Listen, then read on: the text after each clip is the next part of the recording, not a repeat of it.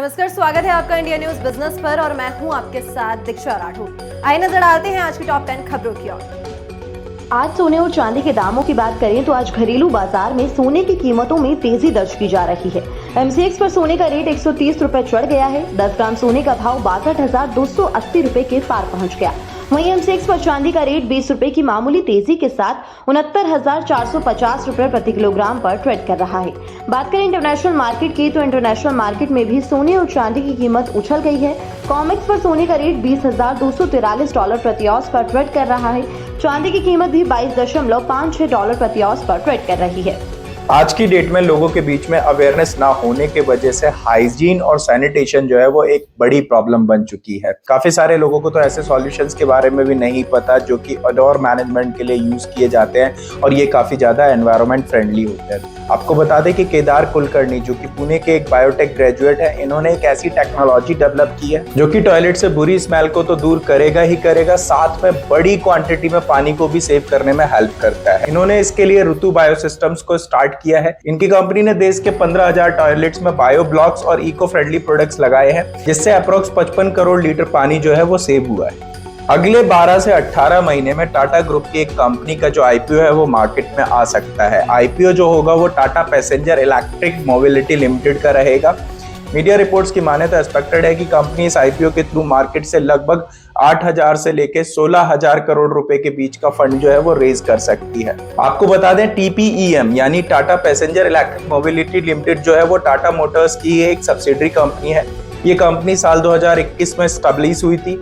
TPEM की अगर हम बात करें तो फाइनेंशियल ईयर 23-24 में कंपनी ने अप्रोक्स 53,000 EV सेल्स किए हैं और अगर हम फाइनेंशियल ईयर 24-25 की बात करें तो कंपनी का जो गोल है वो अप्रोक्स 1 लाख EV सेल करने का गोल है। पेटीएम से जुड़ी एक बड़ी खबर सामने आ रही है। खबर ये है कि पेटीएम के फाउंडर विजय शेखर शर्मा ने पेटीएम पेमेंट बैंक के बोर्ड से रिजाइन कर दिया है। विजय शेखर शर्मा जो है वो पेटीएम पेमेंट बैंक के पार्ट टाइम एग्जीक्यूटिव चेयरमैन थे।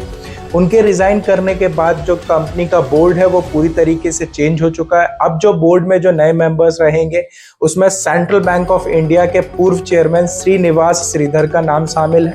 दूसरा जो है वो रिटायर्ड IAS ऑफिसर देवेंद्र नाथ सारंगी का नाम शामिल है। तीसरा बैंक ऑफ बड़ौदा के पूर्व एग्जीक्यूटिव डायरेक्टर अशोक कुमार गर्ग का नाम शामिल है। चौथा रिटायर्ड IAS ऑफिसर रजनी शेखरी का नाम शामिल है। क्रिप्टो करेंसी बिटकॉइन ने करीब 2 साल बाद पहली बार $57,000 यानी कि करीबन 47 लाख के आंकड़े को पार कर लिया है। इससे पहले डिजिटल करेंसी ने साल 2021 में $69,000 के आंकड़े को पार किया था। आज डिजिटल एसेट के शेयर में तेजी देखने को मिली है और ये बढ़कर $57,039 तक पहुंच गया है। इस साल बिटकॉइन की प्राइस में 30% का अपसाइड देखने को मिला था। वहीं पिछले एक साल में इसमें करीबन 137.19% की बढ़ोतरी हुई है। सॉफ्टवेयर फर्म के माइक्रोस्ट्रेटेजिक ने एक बयान में बताया है कि इस महीने में 3,000 से ज्यादा टोकन खरीदे गए हैं। अब कंपनी के पास करीबन $10 बिलियन वैल्यू के बिटकॉइन है। क्रिप्टो करेंसी ऑनलाइन पेमेंट का एक तरीका होता है।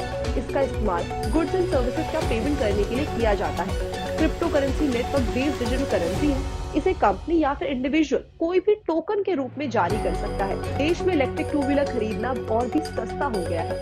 कई इलेक्ट्रिक टू व्हीलर बनाने वाली कंपनियों ने 2 से 3 महीनों में अपने मेजर मॉडल्स की कीमतों में 20 से 25,000 रुपए यानी कि 25% तक की कमी की है। इन्होंने एंट्री लेवल मॉडल्स की कीमतों में एवरेज 15 से 17% की कटौती की है। अब रेट कट के पीछे का major reason two wheeler EV को ज्यादा अफोर्डेबल बनाकर उनकी सेल्स को बढ़ाना है। देश में पहले से establish petrol two wheeler manufacturer ने भी इलेक्ट्रॉनिक टू व्हीलर मैन्युफैक्चरिंग में एग्रेसिव पॉलिसी अपनाई है।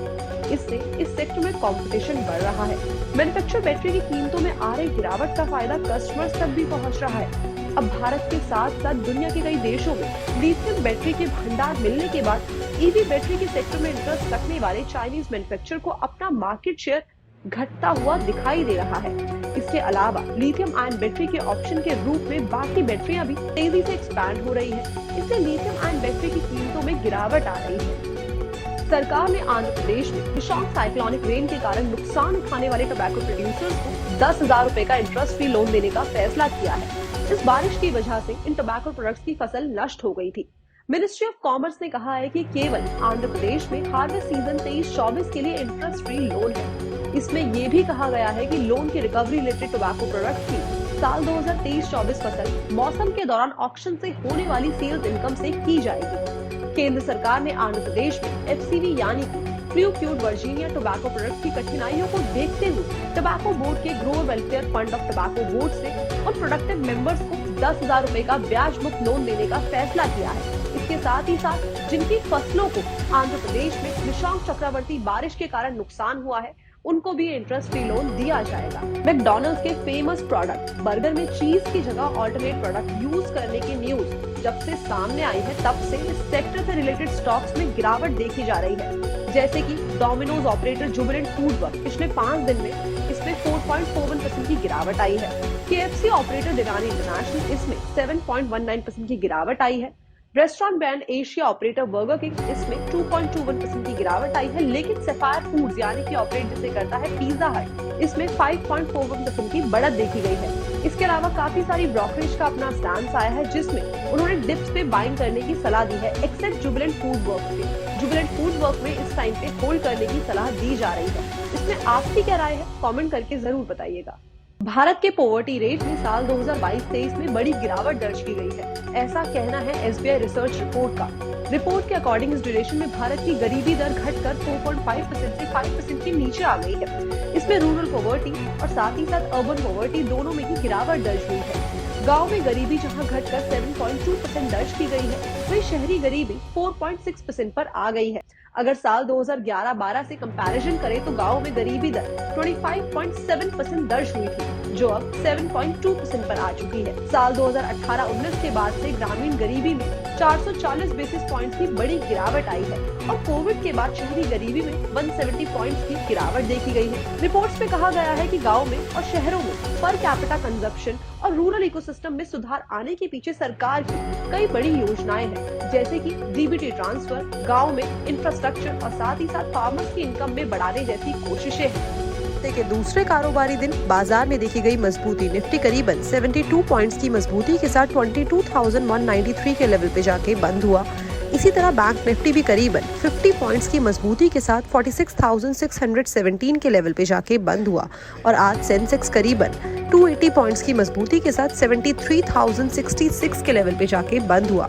अगर आज के टॉप गेनर्स और लूजर्स की तरफ नजर डाली जाए तो टाटा मोटर्स करीबन 2.73% की मजबूती के साथ आज का टॉप गेनर रहा। इसी तरह TCS भी करीबन 2.49% की मजबूती के साथ आज का टॉप गेनर बना। इसके साथ ही साथ हीरो मोटरकॉर्प और बजाज फाइनेंस करीबन 1.69% और 1.32% की कमजोरी के साथ आज के टॉप लूजर्स रहे। अगर BSE के 30 शेयर्स की तरफ नजर डाली जाए तो आज BSE के 30 शेयर्स में से 19 शेयर्स हरे निशान पे जाके बंद हुए और बाकी के 11 शेयर्स लाल निशान पे जाके बंद हुए।